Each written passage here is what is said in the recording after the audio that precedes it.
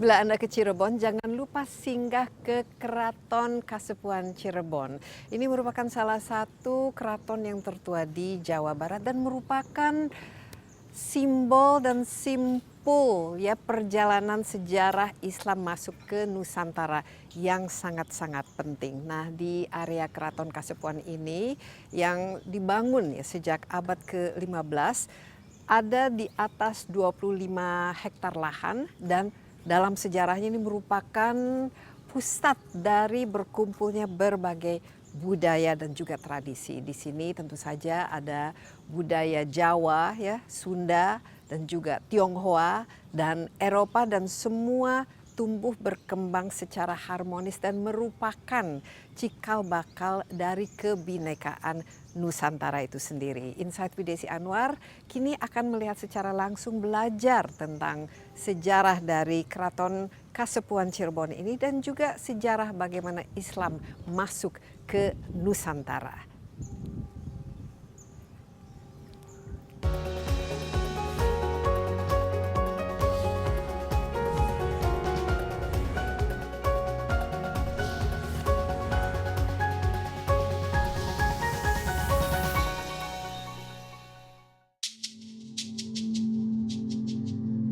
Di jantung kota Cirebon, berdiri sebuah bangunan yang menjadi saksi lahirnya peradaban pesisir Jawa Barat. Keraton Kasepuhan Cirebon merupakan keraton tertua di Cirebon yang masih berdiri dan berfungsi hingga hari ini. Didirikan pada tahun 1529 oleh Pangeran Emas Zainul Arifin, cicit dari Sunan Gunung Jati, keraton ini menjadi pusat pemerintahan Kesultanan Cirebon pada masanya. Dari sinilah pengaruh politik, budaya dan penyebaran Islam berkembang di wilayah pesisir utara Jawa. Daya tarik utama Keraton Kasepuhan terletak pada keunikan arsitekturnya yang merupakan perpaduan gaya Jawa, Arab, Tionghoa, hingga Eropa. Selain itu salah satu pusaka paling ikonik yaitu kereta singa barong. Bentuknya menyerupai perpaduan naga, burung, dan gajah, mencerminkan pengaruh Tiongkok, Arab, dan India. Hingga kini Keraton Kasepuhan masih menjadi kediaman Sultan Kasepuhan dan keluarganya, sekaligus ruang pelestarian budaya Cirebon. Keraton bukan sekadar bangunan tua, melainkan simbol identitas dan memori kolektif masyarakat pesisir. Keraton Kasepuhan Cirebon mengajarkan bahwa sejarah bukan hanya untuk dikenang, melainkan untuk dirawat, dihidupkan, dan diwariskan.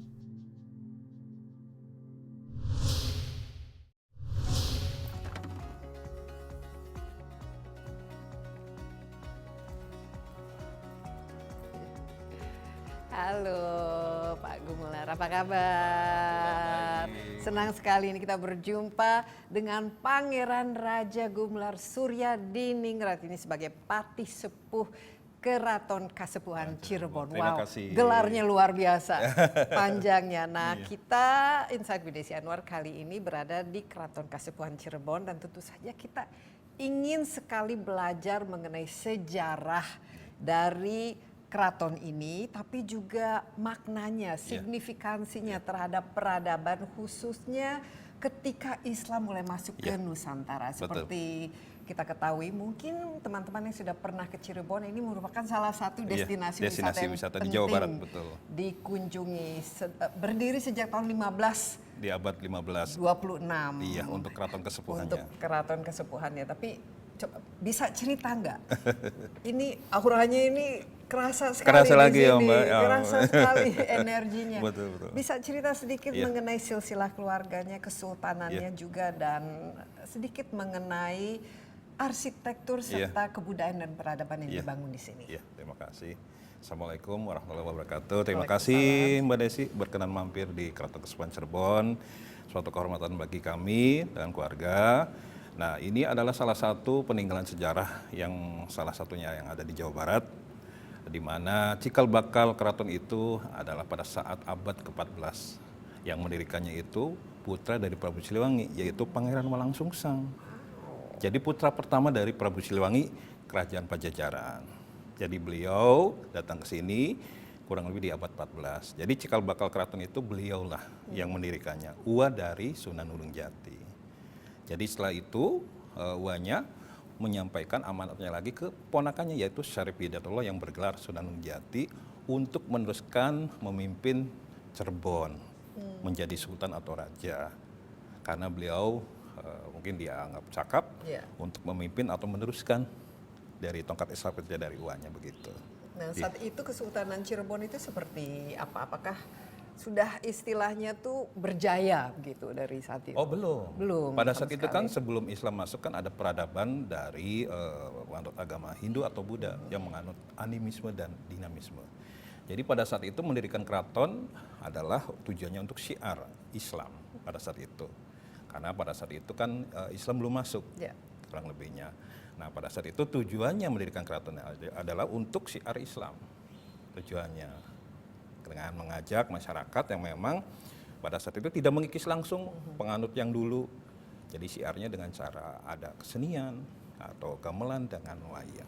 Ya, jadi ini merupakan sangat-sangat penting dalam simpul ya peradaban dibangun secara Islam itu. Ternyata wow, luar biasa itu.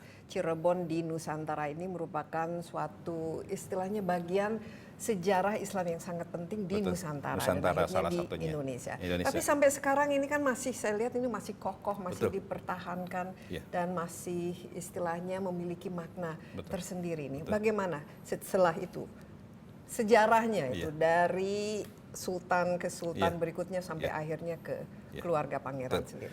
Alhamdulillah Keraton Kasepuhan Cirebon masih berdiri, terjaga, lestari, dan kami keluarga masih menjalankan adat dan tradisi warisan dari leluhur kita dari zamannya Sunan Jati sampai sekarang dan sultan-sultan terdahulu. Sudah ke sultan nomor 15 ya sekarang? Ya, yang sekarang keponakan 15. Tapi kalau dari silsilah dari Sunan Jati kurang lebih yang ke-19 begitu urutan silsilahnya begitu. Tapi alhamdulillah keraton ini masih terawat, terjaga dan tradisinya masih dijalankan begitu. Nah, keraton ini sekarang ini di zaman modern ini apa-apa saja yang masih aktivitas yang masih digelar di sini atau acara-acara dan tradisinya yang masih dipertahankan sampai saat ini. Alhamdulillah di setiap tahunnya, di tiap kalender tahunnya kami masih menjalankan beberapa tradisi. Salah satu contohnya memperingati Maulid Nabi itu acara nasional ya, itu karena mengundang orang atau masyarakat banyak. Dan kalau untuk setiap bulannya kemarin kami mengadakan memperingati Isra Mi'raj atau Rajaban dan kemarin itu bulan Roah itu menjelang bulan puasa ya kami masih menjalankan dan di bulan Ramadan juga ada acara juga seperti tadarusan atau ngaji sampai selesainya bulan Ramadan. Jadi ada banyaklah acara-acara tradisi. Dan peran kesultanannya itu sendiri sampai sekarang ini apa di masyarakat khususnya? Perannya kami memberikan suatu contoh ya kepada masyarakat karena warisan leluhur kita itu salah satunya ada pesan yang penting dari beliau atau Sunan Jati itu ingsun titip tajuk lan fakir miskin. Jadi tajuk itu musola di mana masyarakat itu harus ibadah atau sholat. Dan fakir miskin ini sebetulnya bukan memberikan tapi dikaryakan. Jadi bukan diberi saja tapi dikaryakan gitu. Jadi maknanya luas. Jadi yang namanya fakir miskin itu bukan hanya diberi tapi dikaryakan gitu oleh pesan beliau. Nah, kita sekarang berada di persisnya. Persis ini ini kan di atas lahan sekitar 25 kurang lebih 25 hektar. Hektar jadi cukup luas ya. Dan ini terdiri dari bangunan-bangunnya seperti apa dan kita berada di mana sekarang? Kebetulan Mbak Desi dengan kami ada di ruangan dalam arum di mana ini adalah ruangan dalam arum adalah ruang keluarga Sultan Sepuh setelah eranya dari Sunan Gunung Jati. Jadi setelah era Sunan Jati itu ada gelarnya Panembahan, setelah itu gelar Panembahan baru Sultan Sepuh. Nah ini adalah salah satunya ruangan dalam arum, di mana ruang keluarga, di mana dulu keluarga Sultan Sepuh itu berkumpul di sini, begitu Mbak Desi. Tapi gitu. Sekarang masih? Masih. Nah ini kan Patih Sepuh ini sekarang Pangeran Raja Gumelar. Jadi sampai sekarang ini ruangan masih digunakan untuk apa-apa saja pertemuan. Biasanya acara-acara keluarga seperti habis Lebaran, halal bihalal, dan acara-acara lain, syukuran lainnya diadakan di sini. Tapi masih tinggal di sini? Masih ada yang tinggal di sini? Kalau yang tinggal di sini sebetulnya itu Sultan Sepuh dengan keluarga. Masih? Iya masih ada. Masih ada gitu Mbak Desi. Ya, mungkin ini ada beberapa ini lukisan atau potret. Betul, foto ini ya. dari... Eranya ini izin Mbak Desi, ini adalah Sultan Sepuh 11. Jadi buyut saya di Sultan Sepuh 11 ini. Nah, beliau Namanya siapa? Sultan Sepuh Raja Aluda Tajul Arifin. Masih ada Arifinnya di Iya, belakangnya. betul namanya. Jadi beliau itu Sultan Sepuh yang ke-11, ya kalau dari kami manggilnya Buyut. Buyut ya. Ya, betul Mbak Desi. Nah ini izin, ada foto ini Sultan Sepuh 12, jadi ini kakek. Kakek, cuman masih muda fotonya. Nah itu putra dari Sultan Sepuh 11. Ini masih zaman Belanda kalau kita Iya, lihat ya. betul. Ini namanya Sultan Sepuh Raja Ningrat. Namanya hampir sama dengan saya, Gumelar Iskandar. Cuman Gumelarnya saja. Nah, pemilihan nama-namanya bagaimana? Apakah ada inilah, ada maknanya? Kalau ini kan Gumelar Suryadiningrat ya. Betul, Tapi betul. kalau setahu saya yang kakak-kakaknya juga itu ada ningrat-ningrat di belakang. Itu mungkin satu persatu apa maknanya? Kalau untuk makna, kalau untuk Ningrat itu memang putra dari Sultan Sepuh. Kalau perempuan itu Ratu Raja, kalau masih laki-laki sebelum menikah itu Elang Raja. Elang Raja. Nah kalau setelah menikah Elang Raja itu atau laki-laki itu dikasih anugerah lagi gelar Pangeran Raja begitu. Cuman memang khusus dari silsilah Sultan Sepuh Mbak Desi begitu. Jadi semua di belakangnya itu Betul. ada ningratnya. Atau Betul. kalau yang ke-15 itu kalau yang keponakan sekarang siapa namanya? Sultan Sepuh Lukman Julkaidin. Oke. Nata Diningrat tapi ngambilnya ke ayahnya. Nata Diningrat. Iya, nama ayahnya gitu belakang begitu Mbak Desi. Oke. Jadi mungkin sambil Iya, boleh. Silakan. jalan-jalan.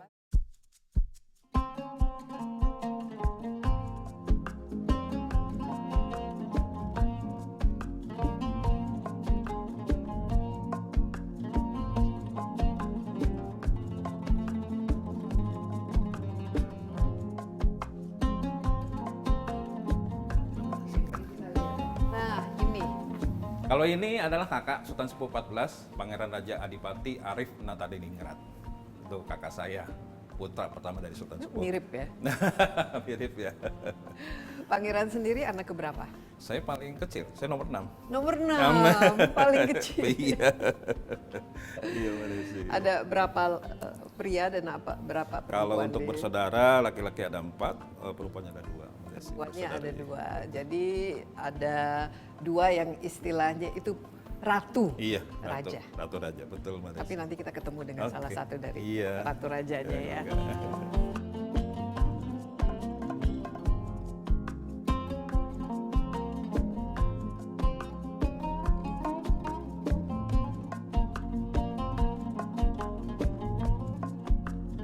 Ada beberapa foto ini. Oh iya, ini adalah foto dokumen ini tadi Sultan Sepuh Aluda. Ini di Bangsal Prabayaksa nih Mbak Desi. Ini tuh. Nah nanti kita ke sana. Ini sama siapa waktu itu? Ini kelihatannya Ini ada- dengan dari Karesidenan. Disebutnya dulu kan Karesidenan ya dulu. Tuh. Ini Sultan Sepuh 11. Jadi ini dari Belanda. Belanda waktu betul, itu, pemerintah betul Belanda diterima ya. ya. Residensinya ya. Ini Iya. Residen betul. Di Bangsal Prabayaksa diterimanya.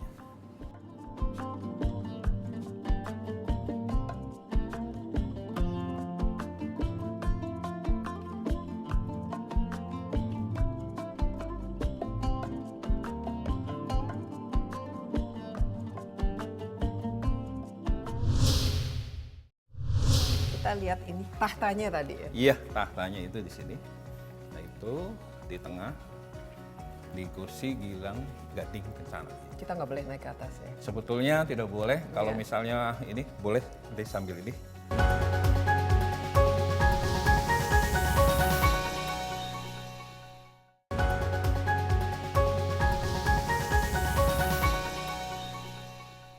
Kita sudah masuk ke bagian apa Bangsal ini? Prabayaksa Bangsal dan Prabayaksa. Bangsal Panembahan. Bangsal Panembahan Iya. itu artinya apa? Bangsal Panembahan itu setelah eranya dari Pangeran Wangsungsang di mana Sunan Jati atau Syarif Hidayatullah bertahta di Bangsal Panembahan. Mbak Desi. Gitu. Jadi beliau itu bertahta di sini setelah dapat mandat dari uanya. Kita bisa lihat tahta. Boleh, silakan. Tapi sebelumnya ini saya Ada tertarik yang unik ya. dengan arsitekturnya ini apa kira-kira? Nah, kita ini bisa adalah belajar? relief di mana ini lambang kenegaraan, Dangdang Wulung Manuk Keduang Kembang Kanigaran, di mana seorang pemimpin itu harus bisa mengayomi masyarakatnya. Ini di abad 17 tapi. 17 ini. Di abad 17, setelah eranya Sunan Jati gitu. Jadi eranya Sultan Sepuh pertama gitu. Tapi ini desainnya menarik ya. Iya. Di sini ada Ada beberapa ini prosen dari Belanda juga yang ditempel. Ada juga mengenai menceritakan kitab Injil lama atau Nabi Isa. Gitu. ini arsiteknya siapa ya? Sebetulnya itu Pangeran ini Wangseketa. Jadi adik dari Sultan Sepuh pertama. Kalau kita lihat ini seperti perpaduan dari berbagai Betul, ragam ada satu dari Tiongkok. budaya ya. Betul. Iya. Salah satu istri dari Sunan Jati itu dari Tiongkok, Mbak Desi. Putri Ong Tinio yang telah masuk Muslim itu namanya Nyimas Rara Sumanding. Nanti itu ada beberapa bangunan yang sudah ininya Tiongkok juga. Perpaduan kultur. Jadi betul-betul ini perpaduan yang kalau kita lihat ini harmonis. Betul. Ya di sini ada budaya Jawa. ada Eropanya Eropanya tentu saja juga. karena kita Betul. kan ya beratus tahun ya Betul. dijajah oleh Belanda dan juga Iya. ada pengaruh Tiongkok. Ya, tapi ini secara keseluruhan ini bangunannya Iya. dari kayu ini sampai sekarang Masih asli. masih asli, masih Paling kokoh. atap genteng aja yang sudah diganti begitu. Oke, kita lihat ini tahtanya tadi ya. Iya, tahtanya itu di sini. Nah, itu di tengah di kursi Gilang Gading Kencana. Kita nggak boleh naik ke atas ya. Sebetulnya tidak boleh. Kalau Iya. misalnya ini boleh nanti sambil ini Tapi kita mungkin lepas. ya. Mungkin bisa cerita sedikit mengenai kira-kira ya digunakan untuk apa saja, ketemu dengan siapa-siapa saja. Kalau beliau bertahta di sini memang untuk tempat tinggal juga, tapi beliau bertahta di sini setelah dapat mandat dari uangnya. Tapi beliau juga bertemu dengan para desa atau para bawahannya untuk melaporkan suatu desanya yang ada di wilayah 3 Cirebon. Oke, ini Gitu. kalau abad ke 15. 15 yang itu berapa ya kira-kira ya jumlah populasinya yang ada di sini dan kira-kira masalah apa saja atau pertanyaan apa saja atau Yang isu-isu disampaikan apa ke yang Sunan disampaikan Jati. kepada Sunan Gunung Paling Jati? mungkin ya mengenai agama dan mungkin mengenai perkembangan desanya karena kan itu kan pemekaran lah kalau dulu kan, karena dulu kan masih belum banyak masyarakat populasinya, jadi mungkin melaporkan mengenai kondisi masyarakat yang ada di pesisir utara ini. Nah, cara melakukan syiarnya itu sendiri mungkin apa ya waktu itu? Cara masuk ke kita kan sinkretisme Iya, betul, kan betul. istilahnya. Betul. Jadi supaya kena begitu dengan tradisi budaya dan yang sudah menjadi bagian dari masyarakat itu. Kalau untuk cara penyebarannya itu ya pendekatannya itu beliau itu kalau secara bahasa sekarang itu belusukan ya, dalam arti langsung ke desa. Jadi langsung, jadi tidak mendapat laporannya saja. Jadi langsung terjun langsung ke desanya, langsung bertanya dan mungkin juga ada beberapa wejangan atau nasihat dari beliau pada saat itu. Jadi dulu mungkin mungkin zamannya beliau itu langsung lah melihat langsung secara ini. Mungkin ya sama juga mungkin pemerintah juga melihat keadaan kondisi-kondisi di daerah ya. Dan ini diteruskan oleh para penerusnya. Kira-kira berapa lama sebelum akhirnya ya Cirebon ini merupakan istilahnya cikal bakal dari Islam di Nusantara? Iya. Kurang lebih di abad 15 berarti sampai sekarang sudah hampir 600 tahun ya. Kurang lebih. Hampir 6 abad ya.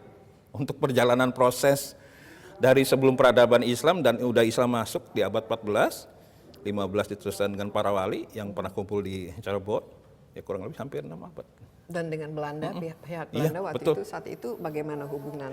Kalau hubungan dengan Belanda sebetulnya baik ya, di mana Belanda juga mempunyai cita-cita untuk menata daerah di Cirebon, tapi itu pun izin ke Sultan. Jadi tidak serta-merta Belanda itu istilahnya tidak izin ke Sultan Sepuh. Jadi mengakui lah. Mengakui, betul. Mengakui keberadaan wilayah dari Keraton Kasepuhan. Karena Keraton Kasepuhan punya wilayah masalahnya. Gitu. Iya, mungkin kita lihat ini. Iya. Tahtanya ya. Iya, betul.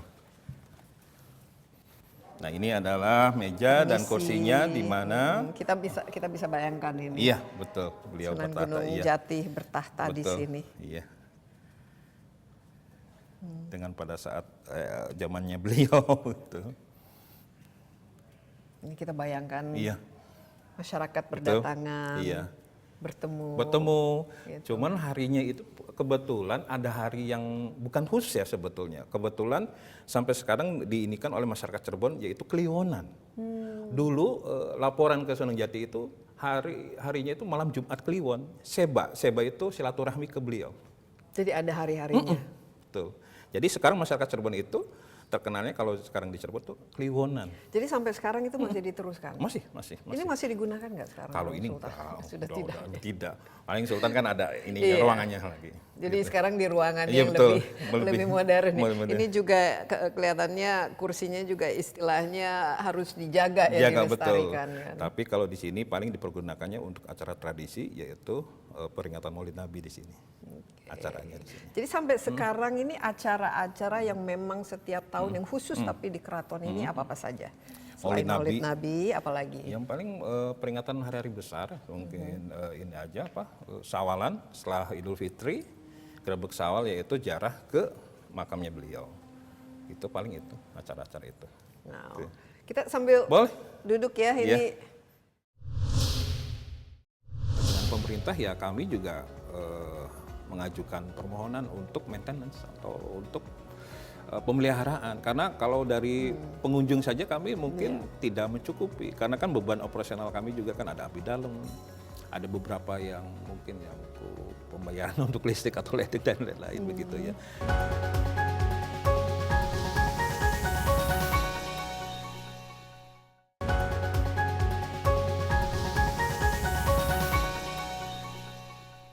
Insight with Desi Anwar kali ini masih di Keraton Kasepuhan Cirebon. Saya ditemani oleh Patih Sepuh Keraton Kasepuhan Cirebon, Pangeran Raja Gumelar Suryadiningrat. Luar biasa. Ini gelarnya itu panjang sekali. Tapi saya sekarang belajar ya mengenai penamaan. Ya. Jadi Pak Gumelar ini merupakan anak ke-6 ya dari Sultan, makanya namanya Pangeran Raja. Tapi sekarang Pangeran punya putra ya, putranya disebut Elang kalau belum menikah. Tapi kalau sudah menikah nanti ada gelar pangeran. Ada gelar pangeran. Kalau putrinya ratu. Ratu iya. Ya. Kalau nanti menikah masih ratu juga atau kalau untuk dari pihak perempuan tidak ada gelar nanti putra putrinya. Jadi pancernya itu dari laki-laki. Dari laki-laki. Iya. Tapi pangeran ini tanpa kata raja karena bukan dari putra sultan. Bukan silsilahnya. putra sultan. Betul. Jadi begitu. Jadi kata raja ini kalau memang anak dari sultan sepuh. Wow, luar biasa. Kita sekarang berada di Bangsal Prabayaksa. Prabayaksa. Ini digunakan untuk apa kalau di keraton? Fungsinya? Untuk digunakan dulu setelah eranya Sunan Jati ini ya untuk pertemuan juga, di mana setelah eranya Sunan Jati gelarnya itu Panembahan dan Sultan Sepuh. Tetap ini dipakai untuk pertemuan juga. Pada saat juga eranya Sunan Jati di sini juga. Jadi tadi juga kan ada beberapa foto yang ada terpajang di tembok itu pertemuan Sultan Sepuh dengan Belanda pada saat itu di Bangsal Prabayaksa. Di sini juga tadi. Jadi ini sudah menerima tamu-tamu internasional. Iya, betul. Jadi kalau kita bayangkan ya Cirebon itu betul-betul menjadi bukan saja pusat peradaban, tapi di mana berbagai macam budaya itu bertemu di sini. Betul. Ini terlihat dari juga arsitekturnya dan kita lihat juga ada beberapa ini bangunan reliefnya dan lain sebagainya yang kental itu. Ada Eropanya dan betul. tentu saja ada Jawanya, tapi ada Tiongkoknya betul. juga. Nah kalau ini kan kita sekarang 2026. Iya udah eranya udah digital. Eranya sudah beda lagi. digital ya. Tapi kira-kira apa gitu yang keunikan dan masih ada nggak ya relevansinya untuk khususnya Cirebon? Sebetulnya kita juga mengikuti situasi zaman dari zaman ke zamannya, tapi tidak melunturkan adat dan tradisi kita yang telah diwariskan oleh leluhur kita. Kalau misalnya zaman sudah berubah, sekarang udah 2026. Iya. Tapi tetap sudah era AI. Ini. Mungkin orang nggak harus datang ke sini untuk berkunjung, jadi bisa dibikin AI-nya virtualnya aja. Tapi tetap kita, mohon maaf Mbak Desi, jangan sampai tradisi kita, adatnya itu jangan sampai luntur. Karena itu sudah diwariskan oleh leluhur kita. Nah, menjaga supaya tidak luntur itu khusus. Ya, khususnya sebagai generasi penerus atau dari turunannya itu harus belajar. Karena kalau tidak belajar nanti tidak mengetahui nanti apa yang nanti akan diteruskan dan apa yang akan dilestarikan. Karena situasi zaman sudah berubah dan pengaruh-pengaruh mungkin ya dari era digital ini kan anak-anak sekarang mungkin sudah mainnya sudah gadget dan lain-lain. Itu kan pengaruhnya sangat besar. Nah kalau misalnya regenerasi atau penerus dari turunan dari di keraton ini tidak belajar, nanti akan hilang. Kulturnya akan hilang. Nah Pak Gumelar sendiri, ini waktu kecil kan tinggal di Iya, sini di kan? sini, iya. Lahir di sini? Lahir di sini, dibesarkan di sini. Apa kira-kira yang waktu itu pesan, cerita yang disampaikan dan juga ya keinginan untuk menjaga dan melestarikan apa yang telah dibangun dan diteruskan oleh para leluhur ini? Saya waktu kecil melihat ya di mana para abdi dalam itu meneruskan tradisi Mbak Desi. Seperti ke bangsal, keliling di keraton. Saya melihat langsung. Nah, di situ saya sedikit belajar dari pengalaman itu dan di mana saya suatu saat nanti akan meneruskan tradisi itu. Begitu. Tapi sejarah diajarkan? Diajarkan juga. Paling tidak ya minimal kita diskusi dengan orang tua, dengan saudara, dengan keluarga besar. Jadi supaya jangan sampai nanti ada yang bertanya justru tidak tahu sejarahnya, asal usulnya gimana Cirebon begitu Mbak Desi. Ini semacam beban tanggung jawab atau apa yang dirasakan ini? Kalau untuk beban sebetulnya tidak sih, tapi ini kan suatu kewajiban. Minimalnya kita meneruskan apa yang telah disampaikan oleh leluhur kita dan sultan-sultan terdahulu. Tapi ya kami alhamdulillah kebetulan dilahirkan di lingkungan keraton ini, tapi saya bersyukur. Tapi ya ada bebannya itu sebagai contoh, panutan. Nah itu menjadi beban kami, gitu. Sebagai manusia biasa. Ada nggak cerita yang menarik gitu waktu kecil tumbuh besar di sini, tentu saja dengan lingkungan yang spesial lah, istilahnya yang bisa di-share. Kalau untuk secara ini kalau ya bermain paling juga kan dan melihat situasi kondisi para abdi dalam. Ada berapa banyak waktu itu abdi dalamnya? Dulu waktu saya kecil masih sedikit ya Mbak Desi, masih sedikit ya. Kan di situ kan ada lurah dalam dan ada yang bagian abdi dalam itu yang meneruskan tradisi. Mungkin kalau secara ini mah kalau dibilangnya kalau setiap malam Jumat Kliwon itu kan suka di sini berdoa di depan Bangsal Prabayaksa.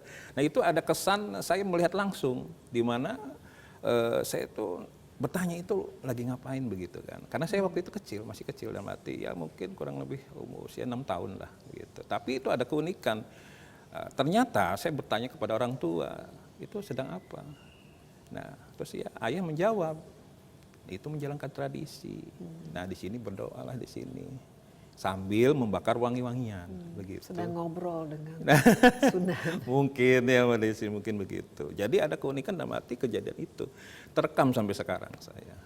Jadi akhirnya tradisi itu ya saya melanjutkan begitu Mbak Desi. Sekarang kan sudah punya generasi penerus. Kira-kira ini terus atau tetap di ya kewajiban ini?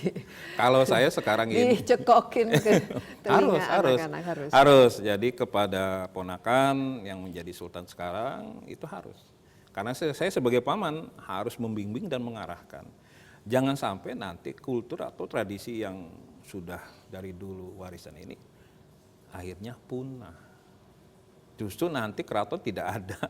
Dalam arti apa yang telah disampaikan oleh leluhur kita, tradisinya akan punah dan tidak dijalankan. Tapi kalau sekarang masih ada ketertarikan terhadap keraton ini, paling tidak sebagai salah satu tujuan wisata atau sesuatu yang untuk masyarakat dan juga untuk orang-orang yang berkunjung ke Cirebon, karena banyak sekali kalau Cirebon ini sangat menyenangkan kalau saya lihat. Kalau untuk masyarakat, alhamdulillah Mbak Desi, sampai sekarang menjadi tujuan destinasi pariwisata dan budaya dan wisata religi juga, masyarakat juga.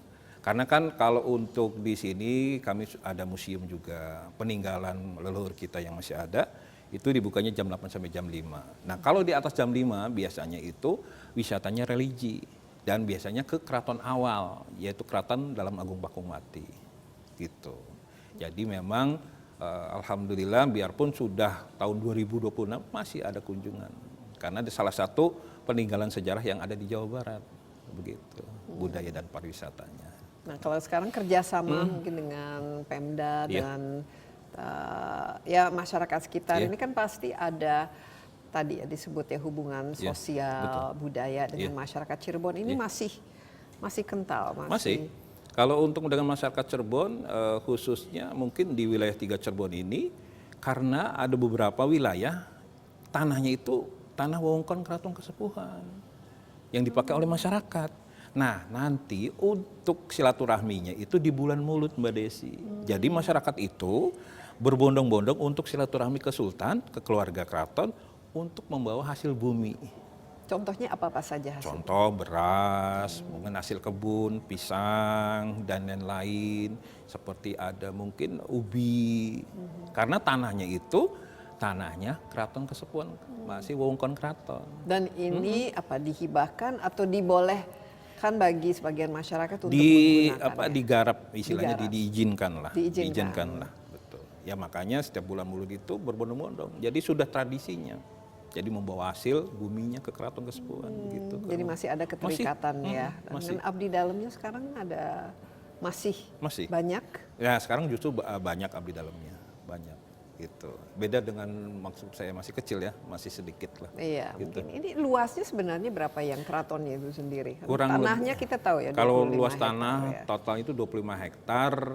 Kalau untuk keratonnya sendiri kurang lebih antara 16 lah 17 hektar. 16-17 hektar dan di sini dirawat, Iya. dijaga, ya, dibersihkan. Betul. Ini tidak mudah ya, Tidak apalagi mudah. di tropis yang gampang sekali Betul. bangunan ataupun apalagi kalau dari kayu Iya, itu untuk betul. dipertahankan dan Betul, dilestarikan. karena kan pengaruhnya dari udara, kelembaban.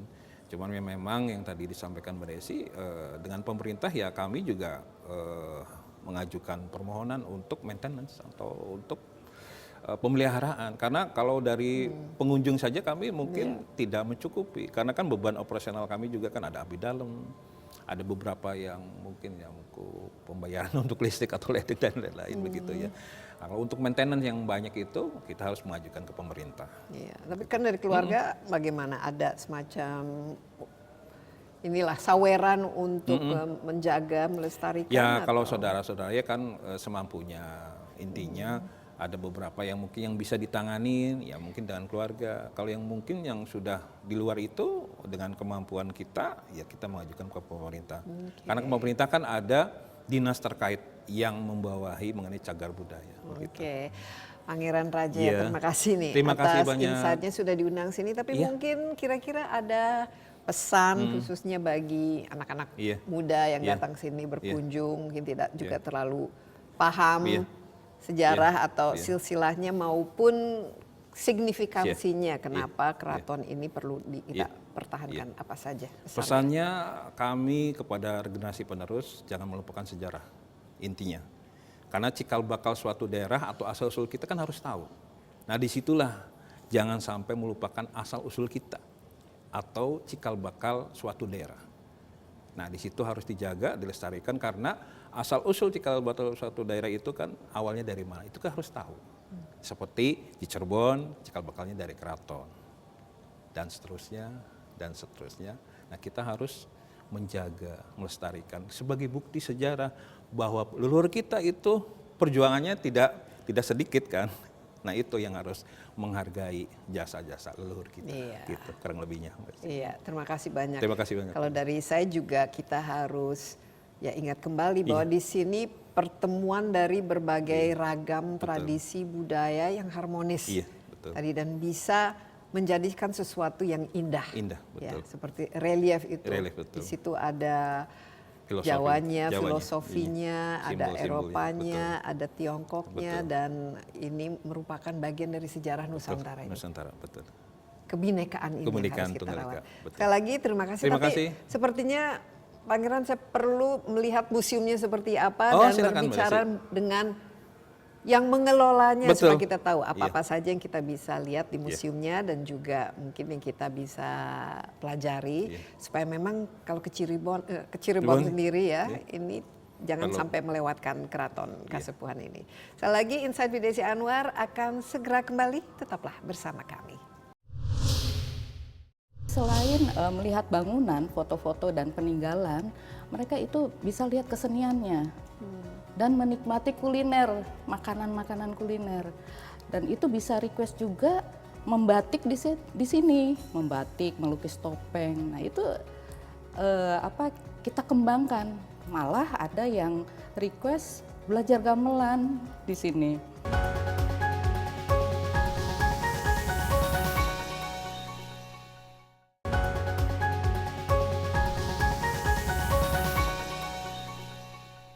Kita lanjutkan Insight with Desi Anwar dari Keraton Kasepuhan Cirebon. Kali ini kita di dalam Museum Pusaka Keraton Kasepuhan. Kita ingin ya melihat langsung kira-kira benda-benda peninggalannya dan juga lebih dalam lagi mengenai sejarahnya dan bagaimana kesultanan ini dikelola ya, keraton ini dikelola dan dilestarikan ya. Dan saya sudah ditemani oleh kepala dari Badan Pengelola dari Keraton Kasepuhan itu sendiri yang ternyata juga adik dari Sultan Kasepuhan ke-14. Tadi kita sudah bertemu dengan Pangeran Raja Gumelar Suryadiningrat. Sekarang kita berjumpa dengan Ratu Raja ya, Alexandra Wuryadiningrat. Ini kakak ya tadi dari Pangeran Gumelar ya. Ya, betul. Wow, namanya cantik sekali. Ya, pemberian orang tua. Pemberian orang tua dan saya lihat ini perpaduan. Tadi kita bicara mengenai perpaduan antara begitu banyak budaya. Ya ada tentu saja budaya tradisional di sini, Jawa, Sunda, dan juga ada Tionghoa, ada Eropa, dan tentu saja ada budaya Islam. Ya begini. Bisa cerita sedikit mengenai peninggalan-peninggalan yang ada di sini, Ibu Alexandra.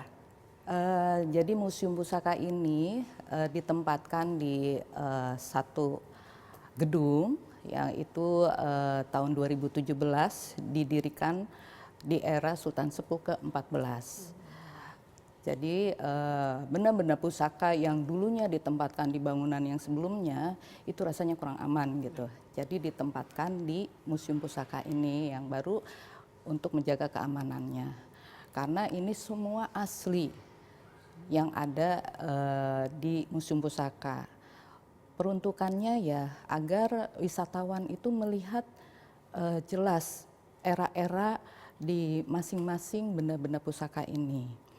Nah, benda-benda pusaka yang ada di dalam Keraton Kasepuhan ini kami rawat setiap setahun sekali di bulan Suro. Ya seperti yang tadi kita lihat keris-keris itu kami rawat setiap setahun sekali. Ya ada pedang, ada tombak, ada trisula.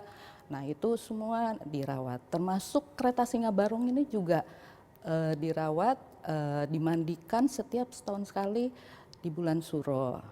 Itu namanya kita sebut jamasan.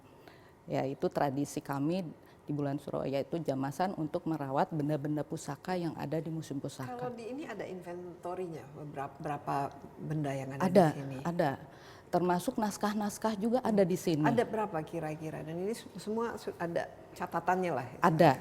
Setiap vitrin itu ada eranya, ada jumlahnya, itu ada kami terdata lah. Berapa kira-kira kalau di total semuanya kita bicara? Itu bisa sampai 1000 ya. Bisa ribuan ya. Dengan naskah-naskah. Dan ini itu tertua itu abad keberapa? Kita kan bicara sampai dulu mulainya dari abad 15. Memang ini eranya era abad ke-15, peninggalan Kanjeng Sunan Gunung Jati. Termasuk ada peninggalan dari Putri Ongtin. Nah itu di abad ke-15 itu. Nah, kita ini mungkin salah satu dari peninggalan yang luar biasa. Ini ada kereta. Kereta Singa Barong. Singa Barong. Jadi Singa Barong. Jadi ini ada unsur Tionghoanya juga di sini. Bisa cerita sedikit karena kalau kita lihat dari bentuknya kan ada Eropa-Eropanya juga ya. Iya. Tapi kalau dari ukirannya ini sebetulnya ada Tionghoanya. Sebetulnya ini yang membuat itu putra daerah. Jadi Panembahan Losari yaitu Pangeran Angkawijaya membawa mandat dari Kanjeng Sunan Gunung Jati itu di abad 15. 15 juga. Ya, jadi membuat kereta yang ada beberapa unsur di situ. Ada dari China, Mesir, itu sayapnya lambangan dari Mesir, terus ada dari ya Cina, Tionghoa, India. Dari India juga ya. ada tentunya. Nah itu memang Itu digunakan oleh siapa waktu itu? ini kendaraannya Sultan pada saat itu. Jadi yang naik hanya Sultan saja, tidak permaisurinya tidak di situ, hanya sendiri Sultan saja berserta prajuritnya di belakang. Tentu saja ditarik oleh kuda ya. Ditariknya oleh kebo bule. Kebo bule. Kebo bule ya pada saat itu. Bukan kuda ya. Jadi bukan, iya. Ini menarik sekali dan digunakan untuk setahu Ibu Alexandra untuk saat-saat apa saja. Nah ini sudah tidak boleh keluar. Nah ada di belakang itu kereta duplikat. Nah kereta duplikat itu keluar di saat Tahun Baru Islam. Nah ya untuk diarak ke keliling kota Cirebon. Oh jadi ini sekarang setiap Ya, tahun ya? Setiap tahunnya. Duplikatnya? Iya, Tapi duplikatnya. waktu aslinya? Waktu aslinya itu di era Sultan ya. Makanya di era Sultan dahulu kala itu ya sama diarak juga. Jadi di Tahun Baru Islam. Jadi mungkin waktu ketemu dengan masyarakat ya? Masyarakat, gitu. ya. Sekarang ini kan museum tahun 2017 ya? 2017 diresmikan oleh Pak dan Presiden. banyak yang berkunjung ke sini. Alhamdulillah setelah museum ini tertata sedemikian rupa, anak-anak itu belajar edukasi, ya kan menarik ya karena tidak membosankan mungkin ya. Kalau museum dahulu itu kan kurang menarik ininya penataannya. Sekarang alhamdulillah dibuat pada tahun 2017, anak-anak itu belajar. Jadi rombongan anak-anak sekolah itu mereka mencatat dan membuat laporan ke sekolah gitu. Jadi belajar mengenai sejarah yang ada di Museum Pusaka. Karena leluhur itu ada gitu. Artinya ada peninggalannya. Jadi bagian dari kurikulum sekolahnya ya. Betul. Tapi kalau wisatawan yang datang dari sini dari mana saja Bu Alex? Ini beragam, dari se-Nusantara itu pernah datang ke sini, termasuk dari mancanegara juga. Waktu itu ada dari Tiongkok, dari China, dari Jerman, Jepang, Korea, ada di sini sudah berdatangan.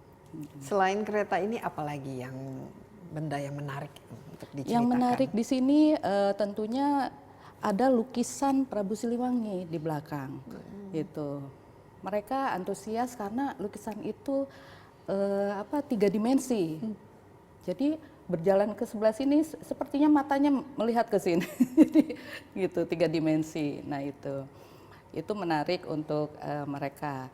Dan di sini ada gamelan juga itu dikeluarkan pada saat Idul Fitri dan Idul Adha.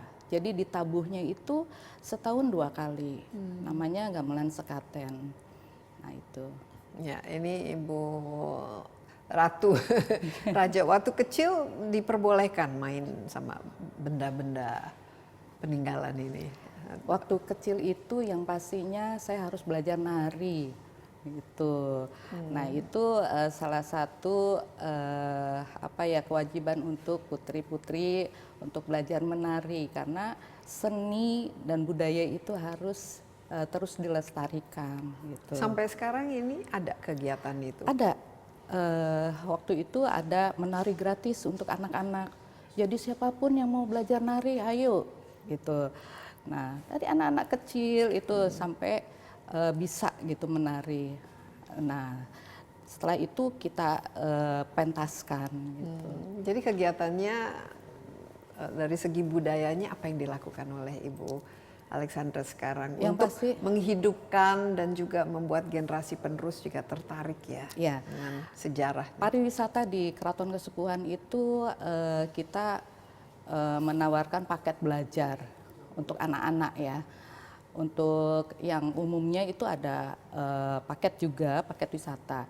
Jadi selain melihat bangunan, foto-foto dan peninggalan, mereka itu bisa lihat keseniannya dan menikmati kuliner, makanan-makanan kuliner. Dan itu bisa request juga membatik di sini, membatik, melukis topeng. Nah itu kita kembangkan. Malah ada yang request belajar gamelan di sini. Itu jadi ada sekolah dari Kota Bandung gitu, Bu bisa nggak selain wisata sejarah kita belajar gamelan Bu, anak-anak ini bisa sampai belajar wayang kulit gitu, mendalang gitu, ada yang begitu.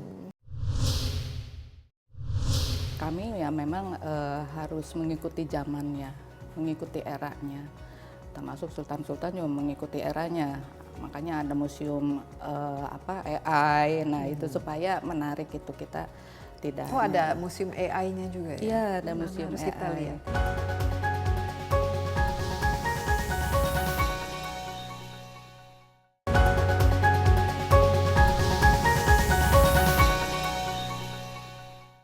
Nah, Ibu Alexander ini sebagai kepala badan pengelola ini apa-apa saja yang harus dikelola? Ini kan pasti tidak sedikit ya biaya untuk melestarikan, menjaga, merawat, apalagi membuat semuanya ini supaya tidak rusak ya. Ya, yang pasti kita melestarikan bangunan-bangunannya. Nah itu kan kita kerjasama dengan pemerintah, Jadi karena ada ini budgetnya cagar untuk budaya, itu, ya ini kan cagar budaya, pasti ada perhatian dari pemerintah, termasuk dari kementerian seperti itu. Nah selain itu kita terbantu oleh CSR, Jadi perusahaan. ya betul, jadi masyarakat juga ikut melestarikan dengan cara ya seperti itu, CSR, seperti pengadaan kita butuh apa, karena kita swakelola itu.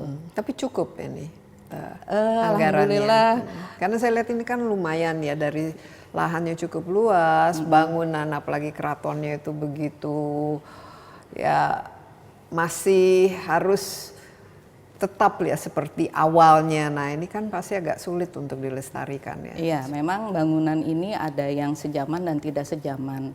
Yang tidak sejaman itu memang harus dilestarikan. Nah itu dengan cara ya kita kerjasama dengan pemerintah untuk sama-sama melestarikan peninggalan leluhur. Yang paling menantang untuk dilestarikan aspeknya apa saja? Yang paling menantang memang di sini itu bangunannya. Kalau bangunannya hancur, Iya. kan Apalagi sekarang apa musim yang mau dilihat? hujan, Iya ya, betul. rusak. Jadi itu betul-betul menjadikan perhatian bangunan itu, karena bangunan itu ada ya berarti peninggalannya itu masih ada itu. Kalau sudah hancur ya artinya tidak ada bangunannya, tidak ada peninggalannya gitu. Kalau benda-benda ini awalnya siapa yang mengkoleksi atau ini memang milik kesultanan dari Turki? Betul, ini milik kesultanan, ada di era-eranya masing-masing. Nah itu memang dulu juga dari dulu sudah ada gitu. Makanya kami tata kembali di sini. Tapi nggak ada yang hilang, nggak ada yang rusak. Ada, pernah ada hilang, pernah ya makanya. Makanya sekarang Kami jaga semuanya- seperti ini ya, Iya. cara menjaga peninggalan-peninggalan itu supaya tidak hilang. Karena kalau penempatannya kurang aman ya Iya. bisa hilang. Ya, ini pasti banyak yang minat ya, apalagi ini kan banyak sekali senjata-senjatanya yang memang menarik ya untuk menjadi koleksi. Nah itu kolektor-kolektor ya. Iya, tapi Bu Alexandra, ini kan kita sekarang eranya serba teknologi. Betul. Ini semua ada ininya, ada arsipnya lah istilahnya, ada jejak digitalnya nggak supaya sekalian untuk mempromosikannya juga. Ya. Ada. Kami ya memang harus mengikuti zamannya, mengikuti eranya. Termasuk Sultan-Sultan juga mengikuti eranya. Makanya ada museum AI. Nah, itu supaya menarik itu kita tidak. Oh, ada museum AI-nya juga ya? Iya, ada Mana museum harus AI. kita lihat. Ya, jadi itu teater. Jadi menceritakan sejarah pada zaman itu. gitu. Nanti anak-anak bisa melihat gitu filmnya gitu. Nah, makanya kita ini dengan digitalisasi misalnya naskah-naskah kuno itu bekerja sama dengan ANRI. Jadi dikonservasi oleh Arsip Nasional. Nah, itu untuk didigitalisasi. Di sini naskah-naskah kunonya masih Ada, masih ada. tapi harus disimpan dalam suhu yang tertentu ya. Betul, tidak rusak. ya.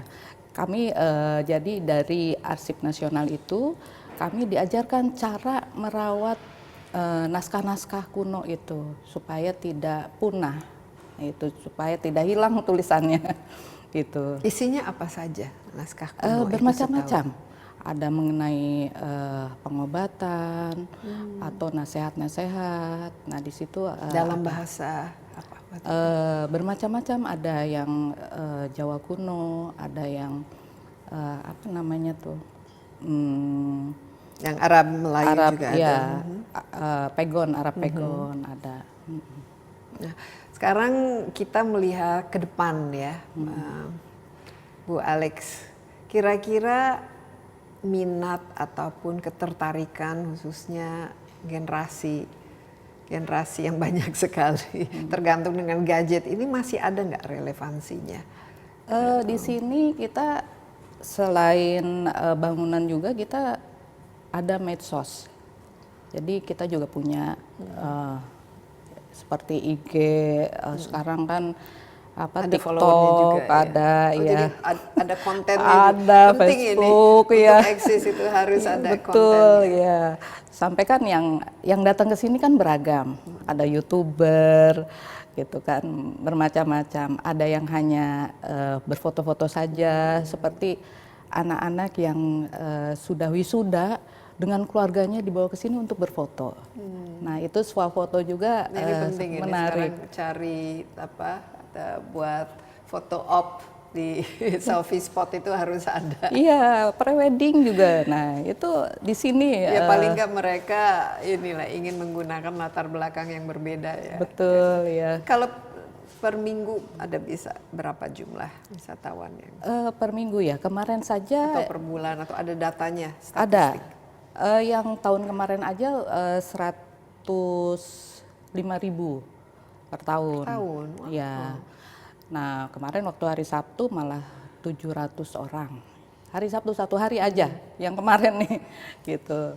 Yang hari Minggunya 600 kalau di data ini kami gitu. Perharinya yang kemarin weekend ya.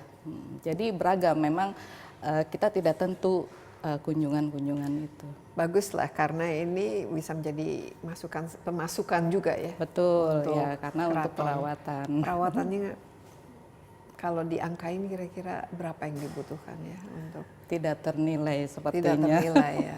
Iya, karena kita lihat budgetnya gitu, mana dulu gitu. Iya, Bu Alexandra mungkin sekarang wishlistnya apa atau ingin mempromosikan supaya lebih banyak lagi pengunjung di sini dan kira-kira apa yang bisa membuat masyarakat itu tertarik datang ke Iya. Yang Cirebon? pastinya memang ini Keraton Kasepuhan adalah destinasi wisata utama yang ada di kota ya. Pastinya jangan lupakan sejarah lah.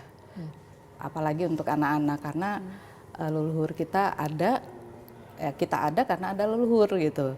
Nah, inilah peninggalannya.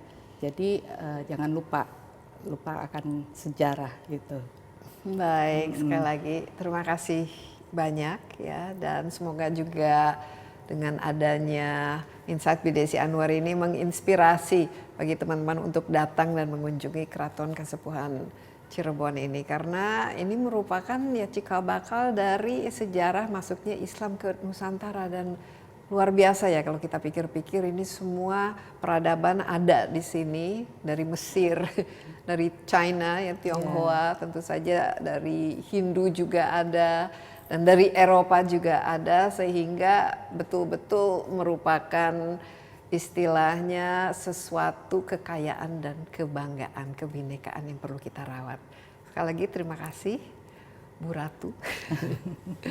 Ya, demikian Insight with Desi Anwar kali ini. Terima kasih juga atas perhatian Anda. Jangan lupa acara ini juga dapat Anda saksikan di cnnindonesia.com dan di YouTube CNN Indonesia Insight with Desi Anwar. Sampai jumpa. Bye-bye.